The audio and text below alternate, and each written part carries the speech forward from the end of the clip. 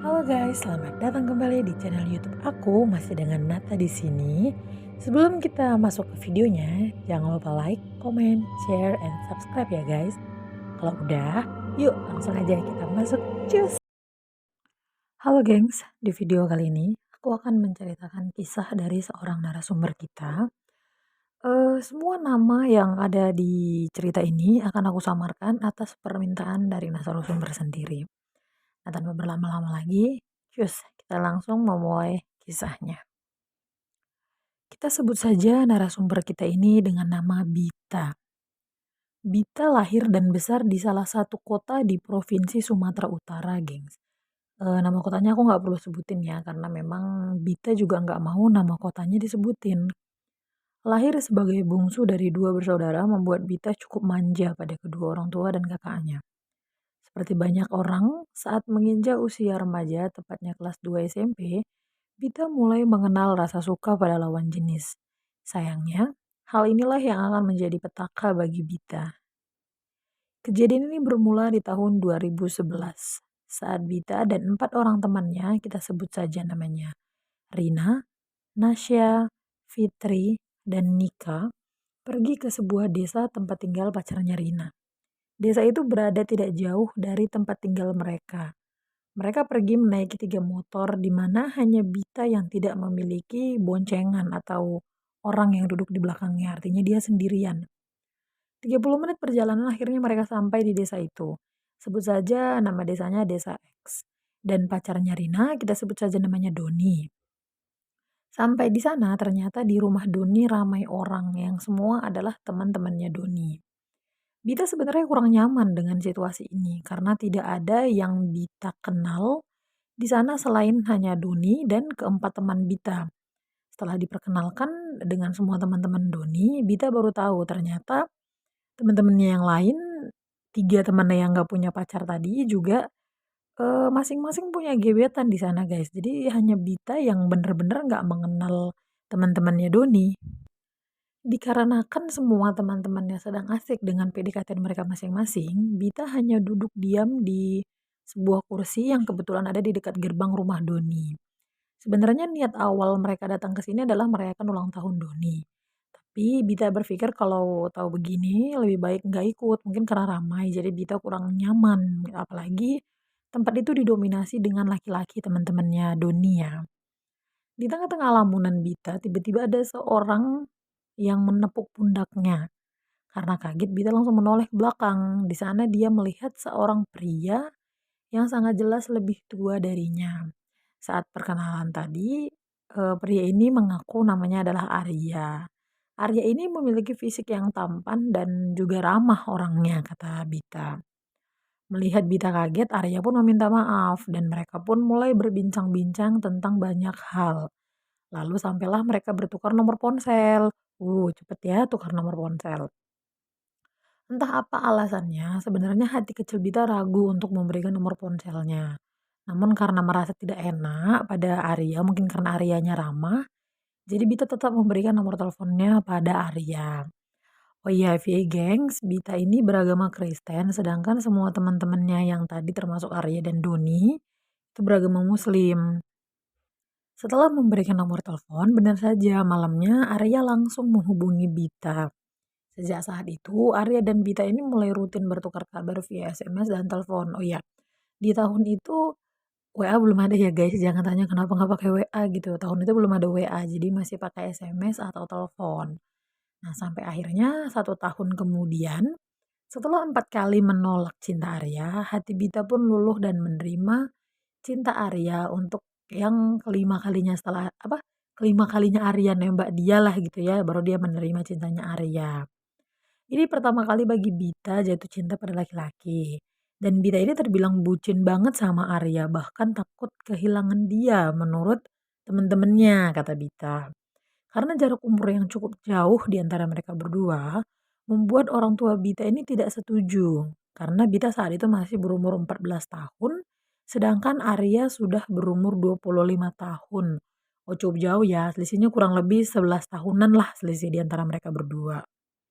Lagian lu Arya juga udah tahu tuh bocah masih umur 14 tahun ngapain diajak pacaran, kenapa nggak cari yang 20 ke atas gitu, atau 18 plus gitulah ya. Ini masa udah tahu tuh anak masih SMP dipacarin gitu. Lucu juga nih laki. Karena ditentang oleh orang tua, Bita yang bucin pun menjadi berubah. Tadinya dia anak yang penurut, sekarang menjadi anak yang pembangkang dan sering marah-marah. Jika ingin bertemu dengan Arya namun tidak diizinkan oleh orang tuanya, itu Bita pasti marah katanya. Tapi di sisi lain, entah mengapa, sebucin-bucinnya Bita pada Arya, dia tetap tidak pernah bisa menolak larangan orang tuanya. Jadi meskipun Bita ini cinta banget ya sama Arya, tapi kalau orang tuanya bilang nggak boleh keluar rumah. Bitanya tetap nggak mau keluar rumah gitu. Ya meskipun dia bakal ngamuk dan banting pintu kamar katanya. Karena perubahan yang drastis itulah orang tua Bita merasa ada yang aneh dengan putri mereka. Hari Minggu yang biasanya Bita rajin ke gereja juga menjadi sangat-sangat males. Nah, berbekal keanehan itulah orang tua Bita menjumpai seorang pastor sepulang gereja untuk meminta agar Bita didoakan. Bita juga nggak menolak untuk didoakan meskipun wajahnya merengut saat didoakan. Jadi Bita ini kayak nggak menolak tapi nggak suka gitu. Nah, saat didoakan oleh pastor itu sempat berkata sama Bita, "Bita jangan berhubungan dengan dia ya, dia nggak baik nak." Gitu kata pastor itu sama Bita. Mendengar itu, orang tua Bita paham bahwa memang benar ada yang nggak beres dengan Bita. Sejak didoakan, Bita ini merasa sedikit lebih sabar dan tidak mudah emosi lagi. Namun di sisi lain, dari sinilah bermula penderitaan Bita yang akan dia alami selama beberapa waktu ke depan. Dan untungnya Bita sekarang udah sembuh ya guys. Sejak didoakan, Bita jadi sering merasa diganggu oleh sesuatu yang tidak terlihat. Baik di sekolah, di rumah, di tempat les, bahkan di dalam mimpi. Lagi tidur juga dia diganggu guys. Jadi mau tidur juga nggak bisa tenang. Di antara semua itu ada 3 kejadian yang menurut Bita paling membekas ya di ingatannya. Bahkan ada satu yang sampai membuat nyawa Bita hampir melayang. Sejak didoakan, Bita memang menjauh dari Arya. Bahkan ini tanpa dia sadari sendiri. Menurut Bita, dia hanya malas membalas SMS atau mengangkat telepon dari Arya. Tepat 3 bulan sejak didoakan itu, sepulang sekolah, Bita sedang dalam perjalanan ke tempat lesnya yang berjarak cukup jauh dari sekolahnya. Jadi Bita ini sepulang sekolah dia ada bimbingan belajar guys di luar sekolah. Nah saat, Bita turun dari angkot dan hendak menyeberang, Bita yakin dengan jelas sudah melihat kiri kanan dan tidak melihat adanya kendaraan yang berjarak cukup dekat darinya. Jadi menurut Bita itu udah aman untuk menyeberang gitu ya, karena udah memastikan kiri kanan. Namun saat dia menyeberang tiba-tiba ada sebuah angkutan umum yang langsung menabrak tubuh Bita. Oleh karena itu, sama warga sekitar, Bita pun dibawa ke rumah sakit. Setelah dicek oleh dokter, luka-luka di tubuh Bita sebenarnya tidak terlalu parah. Tidak bermalam di rumah sakit juga boleh, kata dokter. Namun entah mengapa, Bita tidak sadarkan diri bahkan sampai 3 hari lamanya. Bita sadar saat dia kembali didoakan oleh pastor yang tempo hari mendoakannya juga. Jadi Bita ini udah nggak sadar, udah pingsan selama 3 hari. Jadi 3 hari kemudian dia baru bangun, itu pun setelah didoakan sama pastor itu lagi katanya. Nah setelah benar-benar pulih, Bita pun pulang ke rumah. Namun di rumah Bita malah jadi sering bertingkah aneh. Bita suka berjalan sambil tidur dan selalu berjalan ke arah pintu keluar. Dan kejadian itu selalu disaksikan oleh papanya Bita yang kebetulan hampir setiap malam begadang. Jadi kalau menurut penuturannya Bita, papanya itu insomnia. Jadi dia biasanya tidur kalau udah menjelang subuh. Bita juga merasa tidak pernah benar-benar sendiri di rumah, yang padahal saat itu tidak ada orang lain di rumah selain Bita. Jadi kayak dia itu selalu merasa diperhatikan atau selalu merasa ada orang lain di rumahnya selain dia. Sering saat dia mencuci piring, ia mendengar suara kotak musik kakaknya yang ada di kamar terbuka dan mengeluarkan suara dengan sendirinya, guys.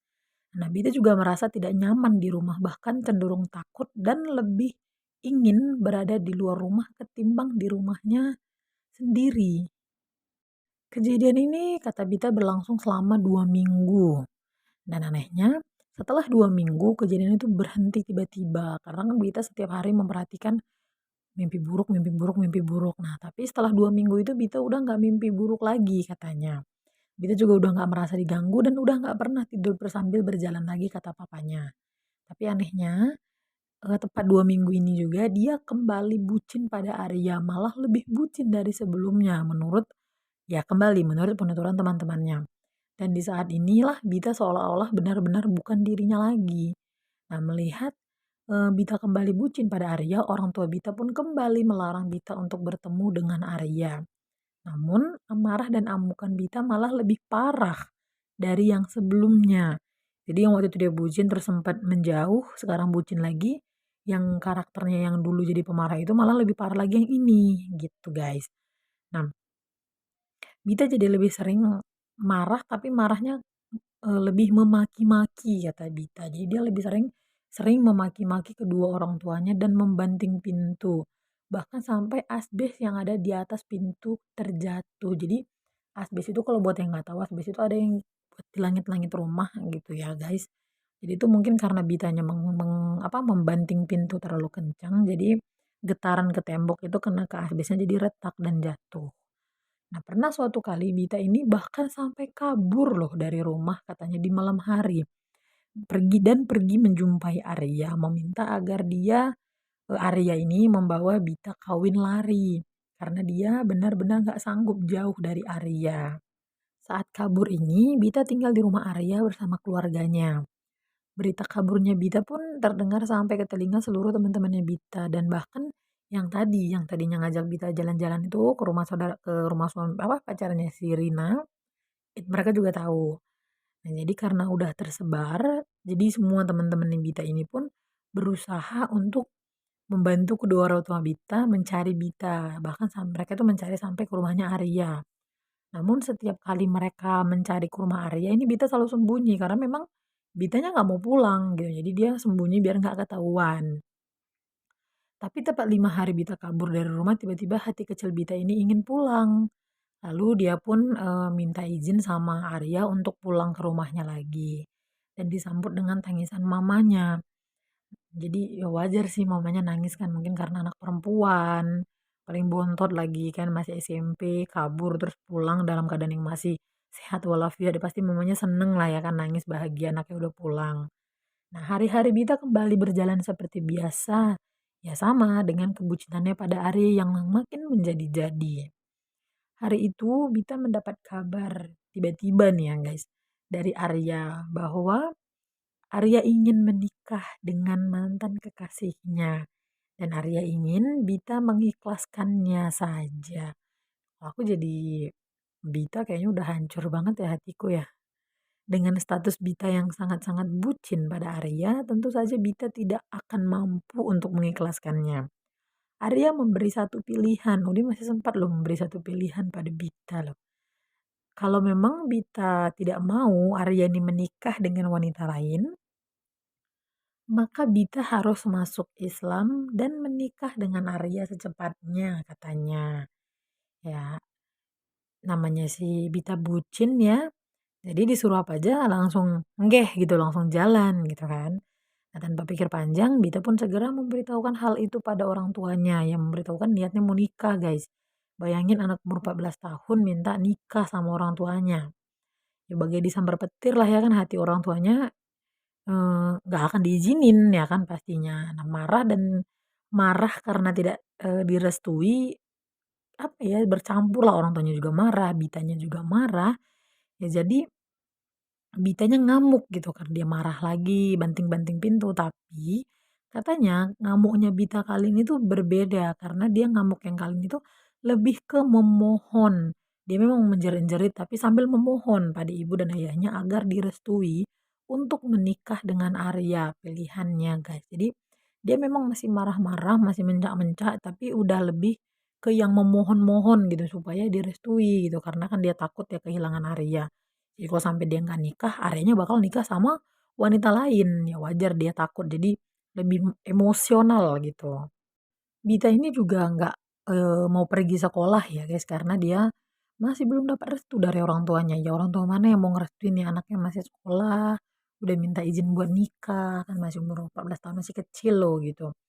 Jadi si Bita ini mogok sekolah, nggak mau pergi sekolah dan dia itu tetap memohon pada orang tuanya agar dia direstui. Satu bulan hal itu berlalu loh, sampai 1 bulan dia masih mohon-mohon sama orang tuanya. Karena hal yang nggak diketahui, kata Bita dia juga nggak tahu kenapa tiba-tiba berat badannya tuh turun drastis. Sampai yang dia tuh udah kurus banget katanya. Nah, melihat kondisi anaknya yang udah sangat-sangat buruk ya, mamanya Bita pun ya mulai iba lah gitu kan. Jadinya dia mengajak Bita pergi ke rumah Arya untuk menjumpai ibunya Arya.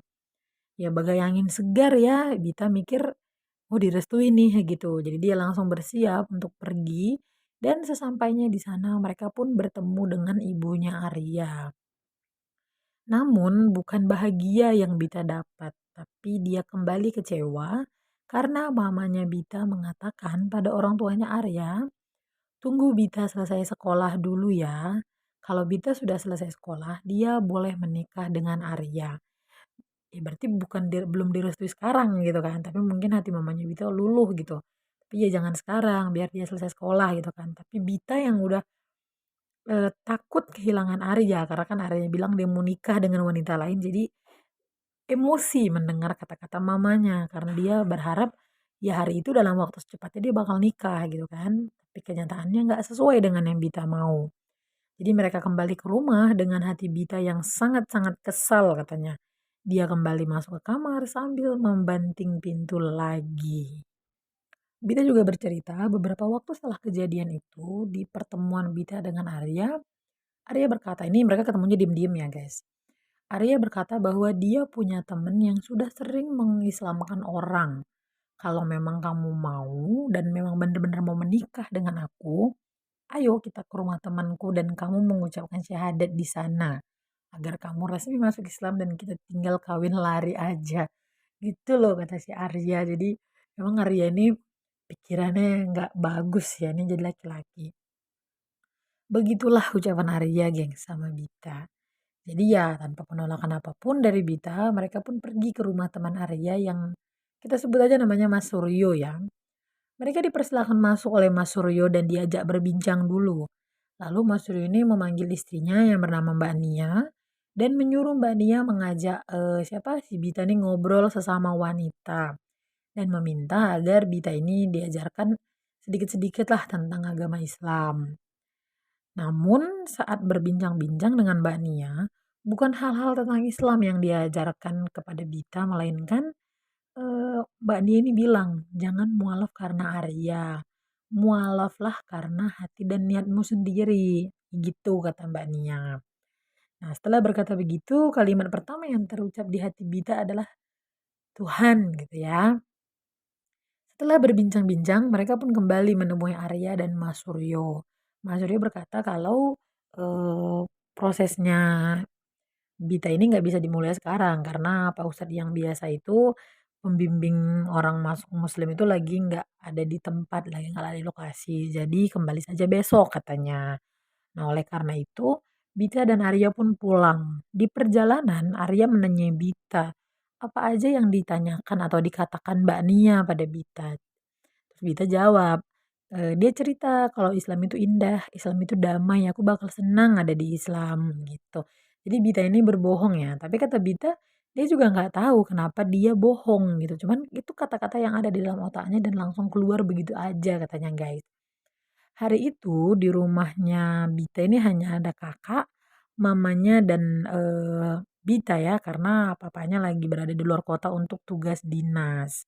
Jadi memang papanya Bita ini sering keluar kota dan lebih sering meninggalkan Bita, mama dan kakaknya di rumah bertiga. Siang sepulang sekolah, Bita udah mau sekolah lagi guys, sudah nggak mogok lagi kan. Mendengar mamanya sedang mengobrol dengan seseorang lewat telepon, eee, Bita ini tertegun ya, karena mamanya ini bilang, "Oh iya oke lah aku akan bawa dia ke sana besok setelah papanya pulang," gitu kan. Mendengar hal itu entah kenapa Bita bisa tahu kalau bahwa dia ingin diobati agar dia bisa melupakan Arya. Padahal, mamanya nggak ada menyebutkan nama Bita dan nggak ada menyebutkan bahwa akan diobatin atau dilupakan atau apa gitu nggak ada gitu, cuman bilang akan dibawa ke sana setelah papanya pulang, gitu aja loh. Tapi Bita ini bisa berpikir bahwa dia yang mau dibawa untuk, mengobati biar melupakan pacarnya, guys. Nah, besok paginya Kebetulan sekali papanya Bita udah pulang. Nah, saat Bita ingin pergi ke sekolah, benar saja mamanya itu melarang dan berkata, Bita nggak usah pergi sekolah karena mamanya udah minta izin ke kepala sekolah supaya Bita ini diizinkan untuk nggak masuk sekolah beberapa hari karena Bita mau berobat. Nah, jadi, mama, papa, dan Bita ini pergi ya guys keluar kota dan ninggalin kakaknya sendiri di rumah. Nah, kota ini tuh berjarak yang cukup jauh ya dari tempat asalnya Bita, katanya kurang lebih 8 jam. Di kota ini ada tantenya Bita, adik dari ayahnya. Setelah 8 jam perjalanan dilalui, mereka pun sampai di rumah tantenya Bita. Sampainya di sana, mereka bukannya beristirahat, tapi malah langsung pergi loh ke rumah seorang kenalan tante Bita. Kita sebut aja namanya Nek Baiti ya. Mereka disambut dengan sangat baik di sana. Bahkan Nek Betty memeluk Bita dan berkata memeluk loh. Dan berkata, kamu hebat, aku salut sama kamu. Kamu tidak semua orang sanggup dan kuat seperti kamu. Tuh, Nek Betty ngomong kayak gitu loh. Aku langsung ini deh mikirin yang aneh-aneh. Mendengar kata-kata aneh dari Nek Betty, Bita pun hanya diam sambil tersenyum. Di pertemuan ini mereka semua hanya berbincang-bincang hangat dan kayak basa-basi gitu-gitu aja.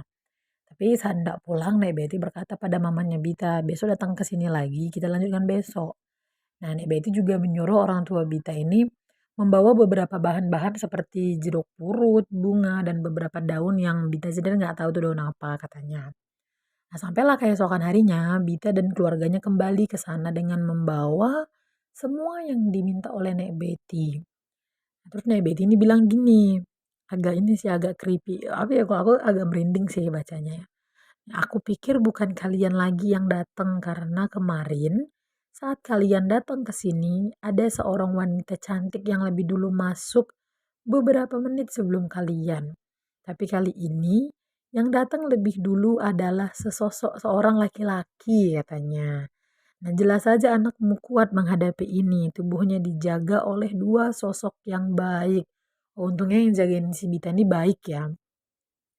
Nah, begitulah yang dibilang Nek Baiti sama orang tua Bita. Setelah memberikan bahan-bahan yang sudah disiapkan, Nek Baiti pun mulai membacakan sesuatu ke gelas yang berisi air putih. Oh ya, guys, yang nuangin air putih ke gelas itu tuh adalah ayahnya Bita sendiri ya. Dan airnya juga berasal dari air mineral yang baru dibuka segelnya gitu loh, baru dibuka banget sama ayahnya tadi dibeli di pinggir jalan gitu kan. Nah, setelah selesai dibacai oleh Nek Baiti, Nek Baiti pun memberikan gelas itu pada Bita dan menyuruh Bita meminumnya. Ya, tanpa pikiran negatif atau penolakan, Bita pun langsung meminum air itu. Dan anehnya, Bita bilang air itu pahit banget, guys. Pahit banget katanya. Terus Nek Betty bilang gini, kalau dia muntah atau buang air besar, maka benar dia udah termakan atau diguna-guna, kata Nek Betty. Dan benar aja guys, saat 30 menit, gak nyampe 30 menit malah, gak nyampe 10 menitan, setelah minum Bita menanyakan di mana letak kamar mandi. Dan setelah mengetahui di mana letak kamar mandi, Bita pun pergi ke sana gitu lah ya. Nah, selesai urusan di kamar mandi, Bita keluar, mamanya langsung nanya, kenapa lama? Nah, Bita cuma jawab sakit perut. Nah, di situ ya semua orang pasti tahu lah kalau dijawab sakit perut ya berarti alasannya ya karena pasti jawabannya ya buang air besar gitu kan. Nah, mendengar jawaban itu semua orang yang di sana pun seneng. Terus Nek Betty bilang, dia ini bisa kena dari makanan. Coba untuk sekarang jangan menerima makanan dari siapapun, makan makanan dari rumah aja ya. Itulah pesan Nek Baiti untuk Bita. Setelah itu mereka cuma berbincang-bincang, ya membahas basa-basi gitulah kan. Lalu waktu udah mau sore mereka pun pulang, Nenek Betty pun ngasih kembali bahan-bahan tadi kepada kedua orang tua Bita dan berkata, besok jam 4 pagi mandikan dia dengan bahan-bahan ini di sungai yang ada di dekat kaki bukit ini.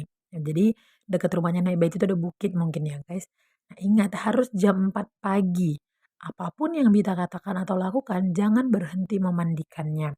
Berdoa semoga semua usaha baik kita direstui oleh Yang Maha Kuasa agar Bita bisa sembuh.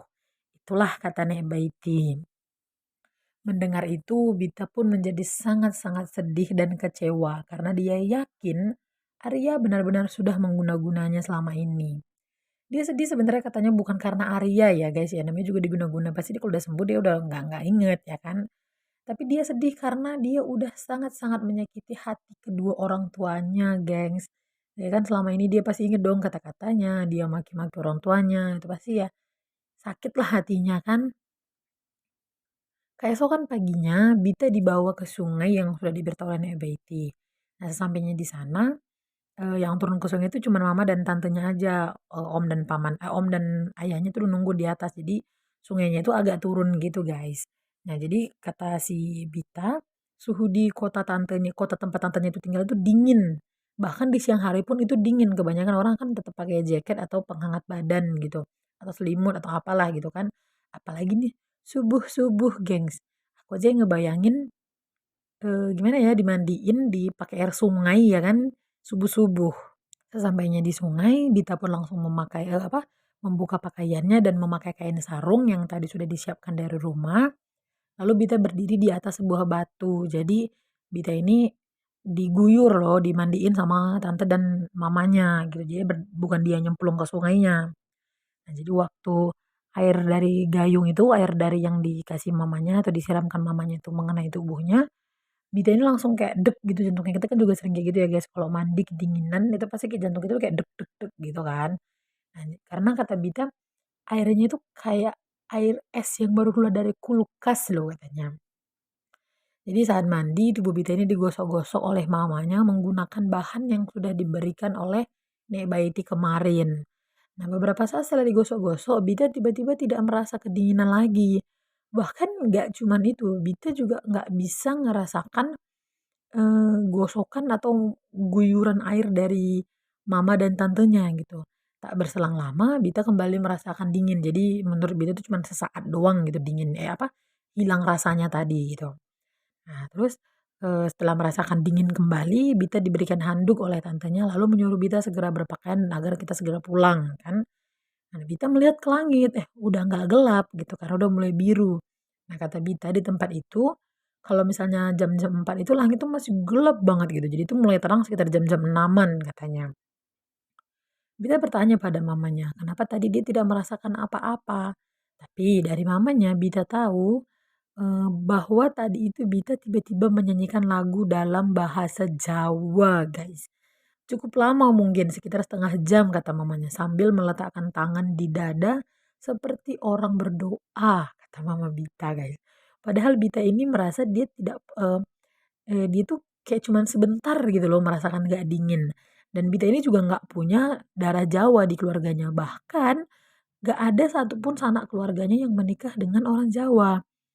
Jadi, ya udah tapi itu nggak terlalu digubris lah sama mereka ya kan.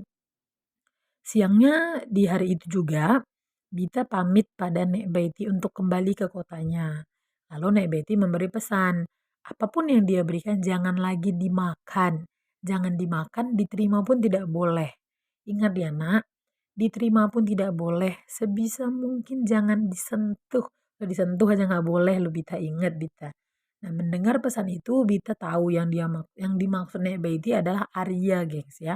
Bita pun mengiyakan perkataan Nek Baiti sambil tersenyum. Bersyukurnya pulang dari kota itu Bita ini udah bener-bener lupa dengan Arya. Bahkan dia aja bingung kok bisa dia nerima cintanya Arya katanya guys. Ya meski Arya masih terus menghubunginya, Bita tetap tidak menggubris dan mengganti nomor teleponnya loh. Pinter Bita, bagus. Memang harus kayak gitu. Hanya saja sampai sekarang, bahkan sampai sekarang loh kata Bita, sampai 2023 ini. Nah, Arya ini masih suka menghubungi Bita lewat Facebook atau sosmed yang lain ya. Meskipun tidak ditanggapi, Arya ini nggak jerer ini Arya ini kepala batu ini berarti ini. Nah, kata Bita juga 3 hari sepulang dari kota tantenya itu, Arya ini sempat datang ke rumahnya membawakan jus sirsa ya guys. Nah, si Arya ini ngasih jus itu ke Bita, namun Bita menolaknya dengan tegas ya kan. Ya dia pasti inget dong, inget mati, inget inget seinget-ingetnya, inget hafal mati lah kata di luar kepala yang diucap oleh Nek Betty. Namun Arya ini sangat memaksa gitu, memang dia secara halus tapi maksa. Bahkan dia sampai berkata kayak gini guys, ini agak-agak ini ya creepy kata-kata si Arya nih. Terima aja deh, nggak apa-apa kok. Nggak ada santet di dalamnya. Kalau kamu nggak mau minum ya udah kasih aja sama tante. Tante ini maksudnya mamanya Bita ya, gengs. Kan kok kepikiran gitu si Arya ini menyebutkan kata-kata santet. Kan ngeri gitu ya dengernya. Yang mendengar itu Bita jadi ketakutan dong dan berkata, "Enggak, terima kasih mamaku tidak suka jus." Ya jangankan Bita, aku aja kalau dengar kata-kata kayak gitu dari cowok ya pasti takut lah ada santet-santetnya cuy. Ya katanya cukup lama Arya ini berdiri di depan gerbang rumahnya Bita memaksa Bita menerima jus itu. Sampai akhirnya ya mungkin karena capek ditolak terus, Aryanya pun pergi membawa jus itu. Nah itulah terakhir kalinya Bita ketemu dengan Arya. Karena kata Bita, Bita ini mendengar kabar dari teman-temannya ya kan kan Arya ini deket sama si Doni ya. Doni kan pacarnya si Rina. Rina kompa sama siapa namanya si Bita. Jadi kan kayak ya sambung menyambung lah gitu kan. Jadi si Bita ini mendengar kabar kalau Arya ini masuk penjara karena mencuri ayam hitam cemani milik tetangganya. Yang aku tahu ayam cemani itu bisa dipakai buat apa sih, ilmu gaib bukan sih? Aku pernah dengar sih katanya kayak gitu, tapi bener atau enggaknya aku juga nggak tahu ya, gengs. Nah, oke guys, sekian itu aja kisah dari Bita. Jadi Bita cuma cerita sampai di situ, maka kita pun menyampaikannya cuma sampai di situ aja, guys. Nah, untuk video-video selanjutnya, kalau kalian masih mau dengar kisah-kisah dari narasumber kita yang lain, jangan bosan-bosan untuk like, subscribe, dan bunyikan lonceng supaya kalian tahu kalau misalnya aku upload video-video yang menarik lainnya dan kalian bisa selalu menikmati video-video yang aku bagiin. Terima kasih buat yang sudah nonton dan sudah dukung aku. See you on the next video.